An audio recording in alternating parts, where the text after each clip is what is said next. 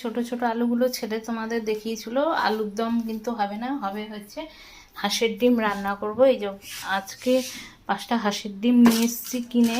ওর বাবা ডিম ভালোবাসে না, তাই খাবে না, আমি আর ছেলে খাবো। আর এখানে দেখো ডিম করতে কী কী নিয়ে নিয়েছি: আদা রসুন, টমেটো, পেঁয়াজ কুচি, কাঁচা লঙ্কা, আর এখানে আছে এলাচ আর হচ্ছে দারচিনি। চলো এবার বন্ধুরা ডিমগুলো ভেজে নিই। সেদ্ধ করে নামিয়ে নুন হলুদ মাখিয়ে নিয়েছি, আলুগুলো সেদ্ধ করে ছাড়ানো হয়ে গেছে। দেখো বন্ধুরা ডিমগুলো আমার ভাজা হয়ে গেছে, তুলে নিয়েছি। চলো এবার তেলও একটু বেশি দিয়েছি।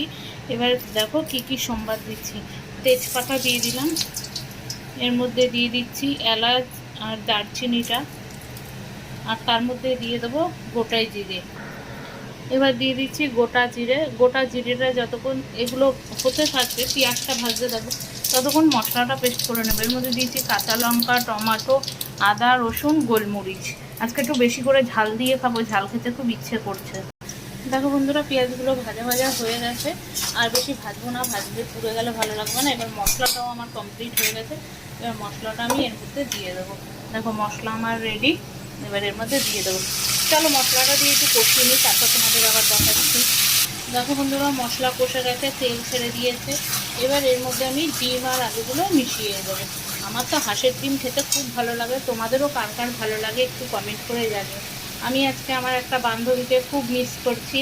ও এরকম তেলে ঝোলে রান্না করে, ওর জন্য ওর কথা খুব মনে পড়ছে। ওর এখন শরীর খারাপ, ও খেতে পারবে না, তাই ওকে খুব মিস করছি। তুই তাড়াতাড়ি সুস্থ হয়ে যা, তারপর তোকে আমি করে খাওয়াবো, এর থেকেও ভালো রান্না করে খাওয়াবো, টেনশান নিবি না। তারপর এই জন্য দেখো বন্ধুরা আলু আর ডিম সব কষানো হয়ে গেছে। এবার এর মধ্যে একটু হালকা জল দেবো, জল দিয়ে নামিয়ে ফেলবো। দেখো বন্ধুরা আমার রান্না পুরো কমপ্লিট হয়ে গেছে। এইবার নামাবো, নামানোর আগে আমি একটু এর মধ্যে এলাচ গুঁড়ো দিয়ে দেবো। এলাচ গুঁড়োটা দিলে গন্ধটা ভালো লাগবে। গরম মশলা আছে দেবো না, কিন্তু এলাচ গুঁড়োটাই দিয়ে দিলাম। ব্যাস রান্না এবার কমপ্লিট। এবার পরিবেশনের পালা। একটু ঝোল রাখবো, কেন আলু ঠান্ডা হলে আলুতে ঝোল টেনে নেয়, ওই জন্য। তোমরাও বন্ধুরা বাড়িতে এরকম করে বানিয়ে খেয়ে দেখো কেমন হয়েছে, কমেন্ট অতি অবশ্যই জানিও। টাটা বন্ধুরা।